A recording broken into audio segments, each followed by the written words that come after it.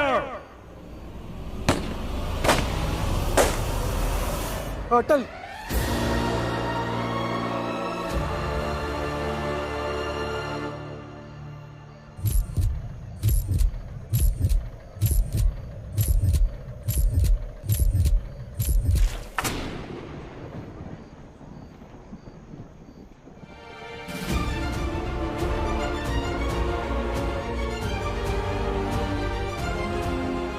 चलो जल्दी चलो।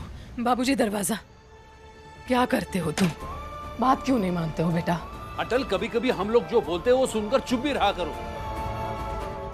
वहां कुछ भी हो सकता था, हमको भी गोली लग सकती थी, सब कुछ खत्म हो सकता था। लेकिन दादाजी, अगर उन्हें बता देते कि डाकू कहाँ छुपे तो वो लोग शायद से गोली ना चलाते। क्यों नहीं बताने दिया आप दोनों ने मुझे? वो सेठ से पैसे लूट रहे थे और उसका सोना भी ले गए। देखो अटल, वो डाकू जो भी कर रहे थे गलत था, हम भी जानते हैं। लेकिन जरा ये भी तो सोचो बेटा, सारे गांव वाले थे वहां पे, कोई कुछ नहीं बोल रहा था। तो गलत किया उन लोग ने माँ। तुम्हें ऐसा लगता है ना, तो अभी चुप रहो, चुपचाप सो जाओ। सुबह हम तुम्हारे सवालों का जवाब देंगे। चलो अटल, सो जाओ। लेकिन माँ, मुझे अपराधी का पता बताने क्यों नहीं दिया? बेटा समझने की कोशिश करो। हम तीनों ही नहीं थे वहां पे, पूरा गांव था और किसी ने भी पुलिस की मदद नहीं की। तो क्या पूरे गांव ने जब गलती की तो मेरा भी गलत करना सही हो गया माँ? अब तुम बहस कर रहे हो अटल, तुम बात नहीं मान रहे हो। कह दिया ना दादाजी ने, सुबह जवाब देंगे तो देंगे। अब सो जाओ, जाओ।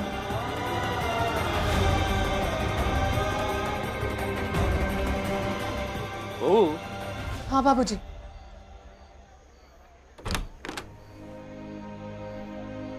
जी। जब कोई ज्यादा सवाल पूछने लगता है तो वो सवालों में उलझ जाता है। सब सवालों के जवाब ढूंढता है और बाकी लोगों से बेहतर इंसान बन जाता है।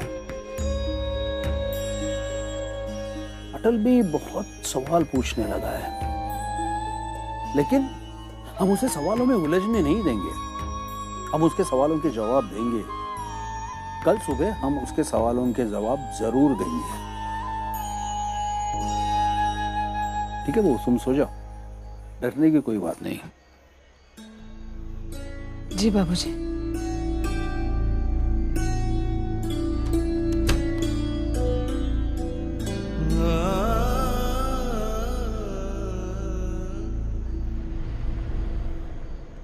हे भगवान, पता नहीं क्यों ऐसा लग रहा है कि अटल किसी मुसीबत में है। मन घबरा रहा है।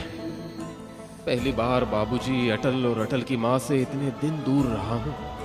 नहीं, अब उन लोगों से और दूर नहीं रह सकता। उन लोगों को अकेला नहीं छोड़ सकता वहां पे ऐसे। ऊपर से अटल की पढ़ाई भी छूट रही है। नहीं नहीं, अब और नहीं।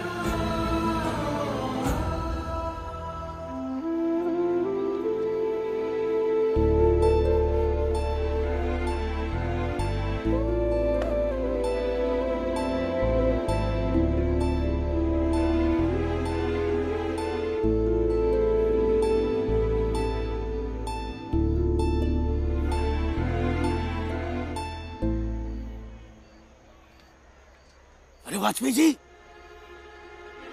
वाजपेयी जी, अरे वाजपेयी जी इधर इधर।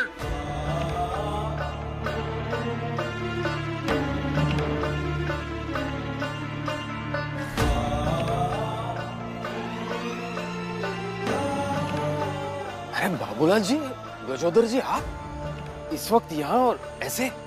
अरे बड़ा पचपचा के आए वाजपेयी जी। अब दिन में सबके सामने आपसे बातचीत तो कर नहीं सकते हैं, वरना हम सबको अपराधी मान लिया जाएगा। और वाजपेयी जी, कुछ तरीका, कोई उपाय निकला इस भवंडर से निकलने का? नहीं, अभी तक तो कुछ भी नहीं। आज मैं कुछ वकीलों से मिला। मामला यह है कि कोई वकील ये मुकदमा लड़ने के लिए तैयार ही नहीं है। मैं भी हैरान हूँ, आखिर करूँ तो क्या करूँ? देखिए, कुछ ना कुछ तो करना ही पड़ेगा, बहुत जल्द करना पड़ेगा, क्योंकि अंग्रेजी हुकूमत ने हुक्म दे दिया है कि जितने आस पड़ोस के दुकानदार हैं आपको राशन देना बंद कर दें, ताकि आप पर शकल न कसा जा सके। चलिए यार, चलो।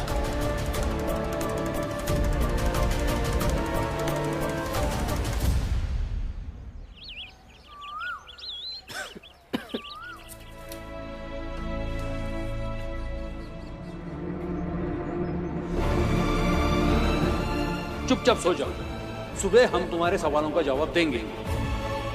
उठ गए? चलो जल्दी उठ जाओ, मुंह हाथ धो लो उठ के। दादाजी ने कहा था कि सुबह जवाब देंगे। ये उठते ही क्या सोचने लगे तुम? क्या बोल रहे हो? दादाजी ने कहा था कि सुबह जवाब देंगे। कहाँ है दादाजी? दादाजी बाहर है, तुम पहले अटल अटल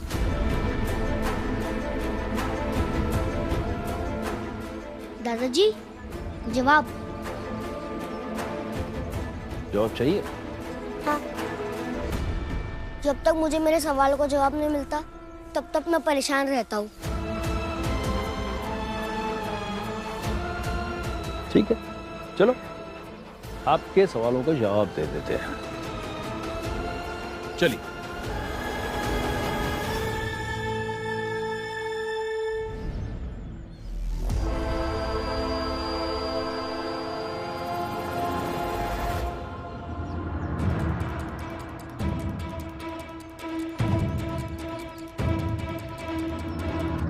बहू, सदा और प्रेम आ गए सामान लेकर? नहीं बाबूजी, बस आते ही होंगे। बाबूजी, दुकानदार ने राशन देने से मना कर दिया। क्या कहा उसने? कह रहे थे कि वो बस कानून की बात मान रहे हैं, हमारे परिवार को कुछ भी नहीं देंगे जब तक कटल नहीं आ जाता है और हमारे और अंग्रेजी सरकार के बीच में समझौता नहीं हो जाता। एक वही दुकान वाला नहीं है, अगर वो सामान नहीं दे रहा है तो कहीं और से मिल जाएगा। सदा प्रेम, चलो।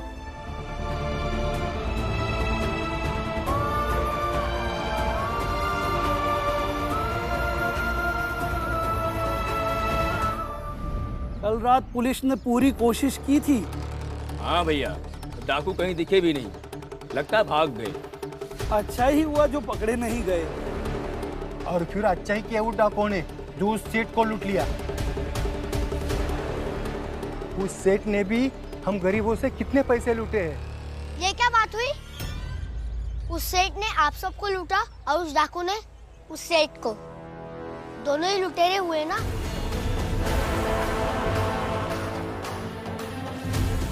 तो उसमें से एक अच्छा और एक बुरा कैसे हुआ? पंडित जी, कल रात अटल ने कुछ कह दिया था, उस वजह से गोली वोली चली। उम्र कम और बातें और हरकतें बहुत बड़ी करने लगा है।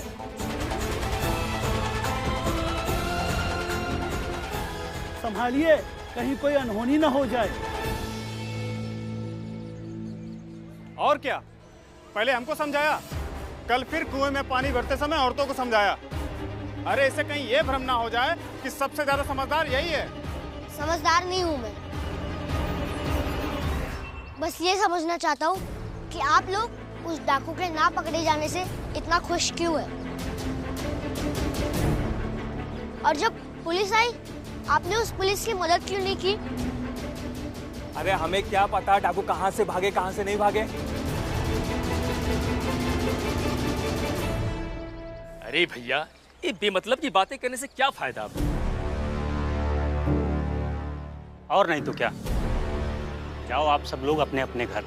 कल रात वो लोग आए और चले गए, इस बात को हम लोग हास्ते की तरह भूल जाते हैं। कितने झूठे हो आप।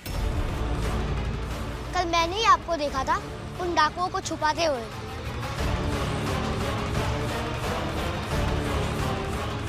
और अभी कह रहे हो कि देखे ही नहीं है। अभी खाने जाकर बताता हूँ। रुको, तुम समझ नहीं रहे हो ये लोग क्या कह रहे हैं।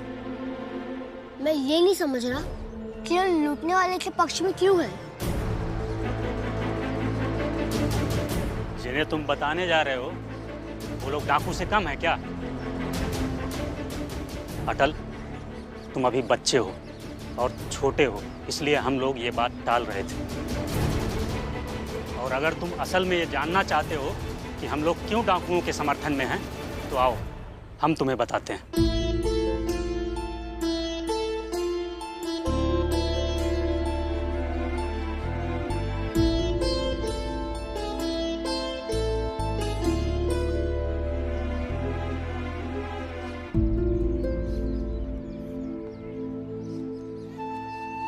सुलेखा, सुलेखा। जी?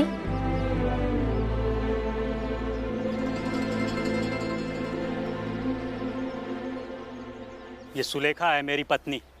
6 महीने पहले इसकी हालत ऐसी हो गई थी कि डॉक्टर ने कहा नहीं बचेगी। डॉक्टर साहब, देखो शहर लेके जाओ बड़े अस्पताल में, ये तो नहीं बचेगी। ऐसा मत करिए डॉक्टर साहब। देखो मेरे से कुछ नहीं होगा, मेरे बस की बात नहीं। डॉक्टर साहब, डॉक्टर साहब, तुम चिंता मत करो, तुम्हारा इलाज जरूर कराएंगे। हम तुमको शहर लेके जाएंगे। शहर में इलाज के लिए बहुत खर्च होगा। तुम इतने पैसे कहाँ से लाओगे? हाँ, जो भी कुछ था वो पहले से ही सेठ के पास गिरवी है। जमीन, गहने, कुछ भी नहीं बचा। तुम चिंता मत करो, इसके पहले भी सेठ जी ने हमारी मदद की है ना। मैं अभी जाता हूँ और अभी सेठ जी को अपने हालात के बारे में बताऊंगा और अभी पैसे लेकर आता हूँ। रुको। राम राम सेठ जी। हाँ राम राम। सेठ जी, एक विनती लेकर आया हूँ आपके पास। बोलो। मेरी बीवी बहुत बीमार है सेठ जी, उसको इलाज के लिए शहर लेके जाना, कुछ पैसे दे दीजिए सेठ जी। हाँ देंगे, जरूर देंगे, पर गिरवी रखने के लिए क्या लेके आया है तू? जो था सब कुछ आपके पास पहले से ही गिरवी है सेठ जी। अभी मेरे पास कुछ नहीं है सेठ जी, मेरी बीवी को बचा लीजिए। मैं मेहनत मजदूरी करके सब आपका चुका दूंगा सेठ जी। मेरी बीवी मर जाएगी सेठ जी। सेठ जी चल निकल यहाँ से। सेठ जी ऐसे निर्दयी मत बनिए सेठ जी, बचा अरे कोई नहीं, इसको बाहर उठा के फेंको। मेरी बीवी मर जाएगी। छोड़, छोड़ यहाँ, छोड़ सेठ जी, छोड़ सेठ जी, मेरी बाहर जाएगी सेठ, मर जाएगी। और उस दिन हमने इसे बचाने की सारी उम्मीदें खो दी थी।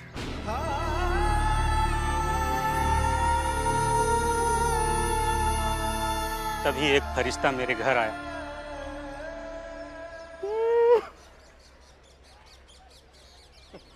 ये लो, और शहर जाकर अपनी बीवी का इलाज करा लो।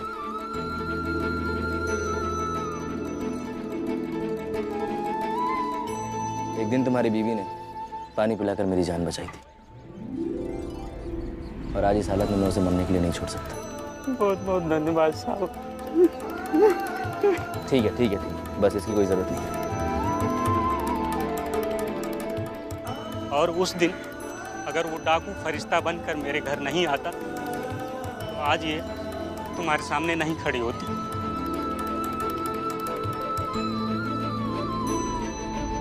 इत्तेफाक समझो या जो समझो, उस सेठ और मेरी बेटी का ब्याह एक ही दिन था। उस सेठ की बेटी के ब्याह में पैसा पानी की तरह बह रहा था और मेरी बेटी की बारात दहेज पूरा न होने की वजह से लौट रही थी। मैं भागकर इस सेठ के पास गया। मैंने इस सेठ से कहा, सेठ जी मुझे कुछ पैसे दे दीजिए ताकि मेरी बेटी का ब्याह हो जाए, पर उस सेठ ने मेरी एक न मानी। लेकिन यही डाकू आए, मुझे पैसा देकर मेरी बेटी का ब्याह करवाए। ये अंग्रेज हमारी पैदा की हुई फसल से एक बड़ा भाग कर के रूप में ले जाते हैं। हम खाने के लिए गेहूं बोना चाहते हैं तो ये हमसे जबरदस्ती नील की खेती करवाते हैं, और उसके बदले में हमें कुछ अनाज भी नहीं देते हैं। फिर चाहे हम भूखे मर जाए, इन अंग्रेजों को कोई फर्क नहीं पड़ता। लेकिन ये डाकू कभी कभी हमको अनाज भी पहुंचाते हैं। ये अंग्रेज और ये सेठ असल में सब के सब डाकू हैं जो हमारा खून चूसते हैं, और जिन्हें हम डाकू कहते हैं असल में ये उन्हें लूटते हैं जो हमारा और हम जैसे बहुत सारे लोगों का खून चूसते हैं। और इन अंग्रेजों का कानून बड़े लोगों के पक्ष में खड़ा रहता है और हम इनके कानूनी फांस में फंसते रहते हैं।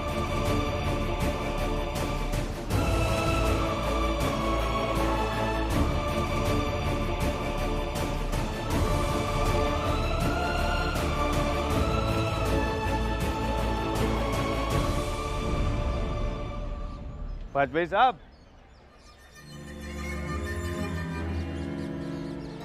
सुप्रभात।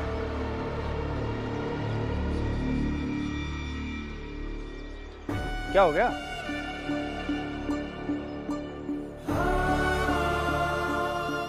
चाय वाय भी नहीं बनी?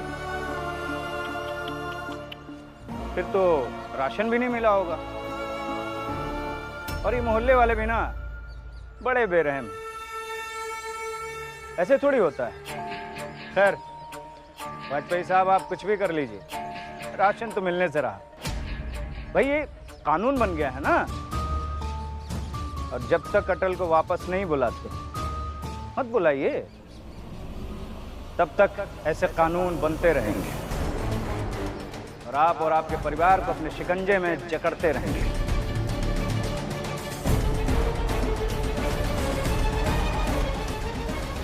और इसी कानूनी फांस को तोड़ने के लिए ये डाकू बागी बनते हैं, वरना इन्हें भी तो सुकून से जीना पसंद है।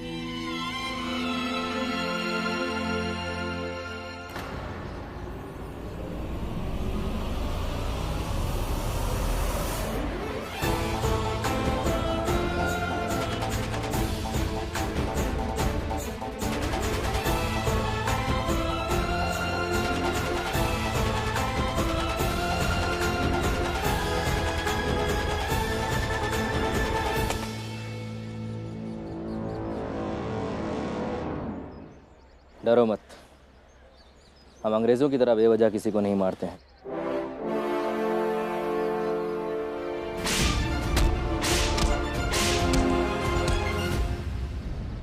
तुम्हारी बातें सुनी, अच्छी लगी, पर क्या कभी तुमने सोचा है कि हम लोग क्यों अपनी जान हथेली पर रखकर चंबल के बीहड़ों में खाक छानते हैं, अपना घर द्वार छोड़कर किस तरह छुपते छुपाते दूसरों के घरों में रात बिताते हैं, जैसे कल रात यहां पर बिताई।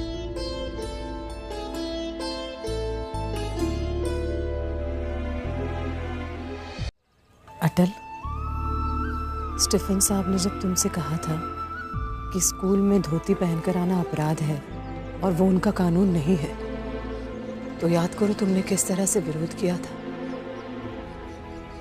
अब चाहे जो हो जाए, मैं धोती नहीं बदलूंगा। धोती हमारी संस्कृति है और हमारी संस्कृति का मजाक कोई ऐसे नहीं उड़ा सकता। ये सब भी वैसे ही विरोध कर रहे हैं।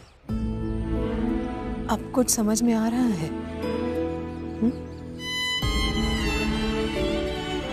अटल बेटा, सही के लिए, न्याय के लिए अगर कोई कानून तोड़ता है तो गलत नहीं होता है।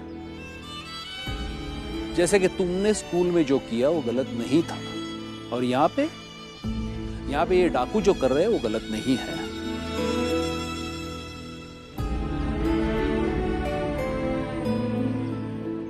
हाँ बनाइए ना, बात बात पर कानून बनाइए ना आप, और जकड़ते रहिए निर्दोष लोगों को। लेकिन एक बात याद रखिएगा, ये कानून तोड़ने वाले भी आएंगे। आप उन्हें बागी कहें, अपराधी कहें, लेकिन वो ही लोग होंगे जो आपकी इस मनमानी पर पूर्ण विराम लगाएंगे।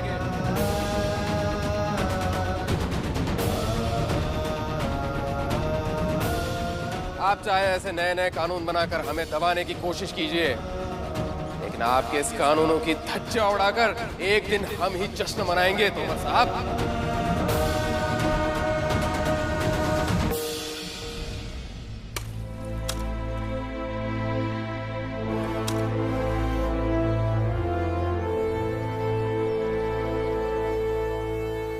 अगर सत्ता अच्छी हो तो हम आत्मसमर्पण करके घर लौट आएंगे अपने लोगों के बीच, और अगर सत्ता में सिर्फ मतलबी अपना ही फायदा देखने वाले लोग रहे तो हम बागी बने रहेंगे। और जो लोग सत्ता के घोड़े पर बैठकर हम पर जुल्म करेंगे, उन्हें हमारी बंदूक की गोलियां निशाना बनाती रहेंगी। लोगों की मदद करने का और कोई भी तरीका हो सकता है ना, तो आपने हिंसा का तरीका क्यों चुना? हमें जो रास्ता समझ में आया वो हमने चुन लिया। अब तुम जब बड़े हो ना, तो कोई ऐसा रास्ता बना देना जिससे किसी को अपने हक के लिए बंदूक न उठानी पड़े। और अगर तब तक हम पुलिस की गोलियों का शिकार ना बने और तुम्हारा रास्ता सही लगा, तो हम जरूर तुम्हारे रास्ते पर चलेंगे।